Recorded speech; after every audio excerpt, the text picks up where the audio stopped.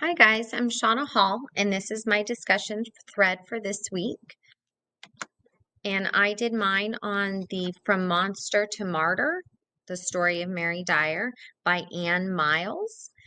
So she starts off with the author explaining Anne Hutchinson's role in this, as she is a very well-known figure in colonial Massachusetts who came to symbolize women's participation in the church, which at the time was predominantly male, as well as her religious descent of the Protestants following in the same colony.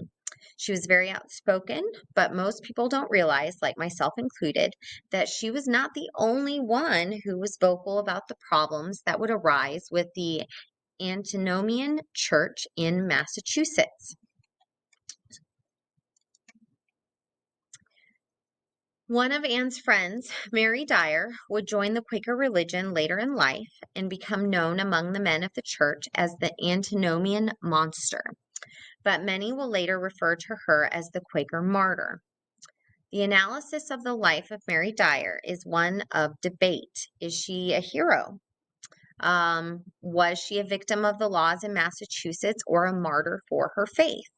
So, in this article by Anne Miles, Monster to Martyr, the author encourages us to also put on the lens that gender might also play a role in this time period to help Mary make the decision that she did.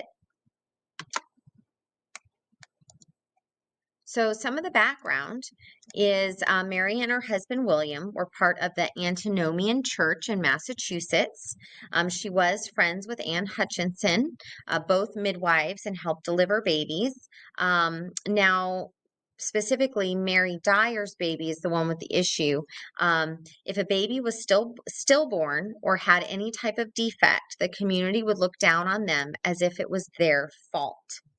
In these accounts, the connection between giving birth to a monster and being a monster is so direct, it need not even be named explicitly, except for that of punishment, except for that as a sign of God's just punishment. So you might have done something wrong, and this is God's punishment for you. Mary eventually would return to England and join the Quaker community. Upon her return to Massachusetts in 1657, there were new laws put in place that were very anti-Quaker.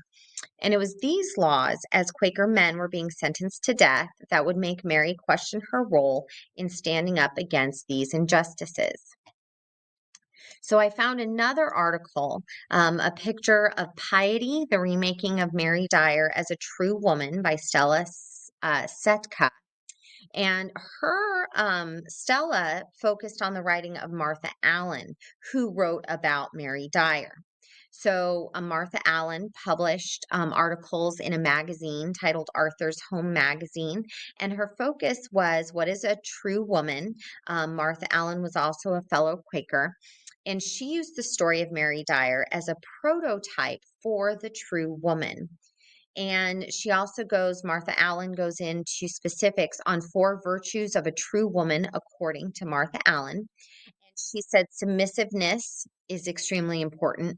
Piety is your faith and religion and how you view yourself in your faith. And she identifies implicitly that Dyer's piety as the foundation upon which the other virtues rest. So Mary Dyer had piety first, then the other 3 fall into place of purity and domesticity. Another one was Mary Dyer in the Monster Story by Johann Winsner. And problem of the time was not about Mary being a Quaker, but more about the loss of her daughter during delivery and the judgment it caused due to Puritanism. So the story of Mary Dyer's Monster is a tale of personal tragedy and public cruelty. Mary's first son, William, died shortly after his infant baptism in England. Her second son, Samuel, was born just fine, born healthy.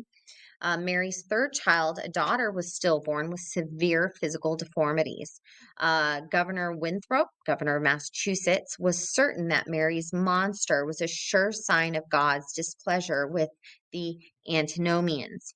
So you each have writings here about Mary Dyer with a little bit different underlining theme of her story. So I found a few pictures that's pretty interesting. They're all by the same painter. And this one here is I've been reserved for this to free the land from spiritual tyranny. As a Quaker, you are called by God to spread the word of your faith. And so that's what Mary was doing, is spreading her faith in Massachusetts, even knowing they were anti-Quaker laws. Another one, the Lord hath sent me here to die like Stephen at the feet of Saul. So here she knowingly is disobeying the laws, knowing she might die from it.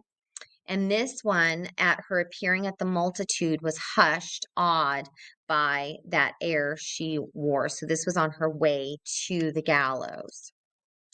So the conclusion that I made from Mary's story, Mary was determined to spread her faith to those around her, even if it went against the Massachusetts law.